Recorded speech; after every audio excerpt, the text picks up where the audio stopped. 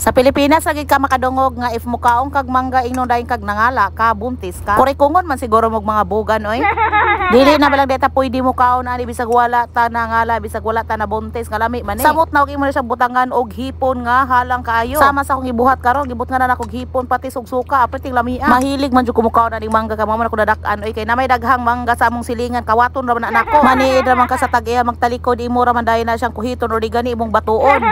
Dili jud ka maproblema sa probinsya kay pwede ra gyud nimo pangayoon ang mga prutas didto. Unya kanimo jung mangga nga hilaw ang pinaka-paborito na kustanan bahalag aslom usahay. So mao na pag makakita kong nay magtinda og mga mangga ganino magtulo jud na kong laway. Mura jud kog baboy irong buang.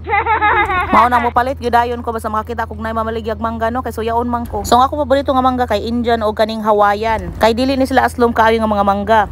Lami sa tong Carabao pero need nimo pahinugon kay bati man siya kaunon basta hilaw kay perte gyung asloma gyud. Bisan pag unsay may butang basta di gyud madag smile gyud so mas lami ra gyud siya pahingon dili siya pwede kilaw-kilawon kay aslom kaayo.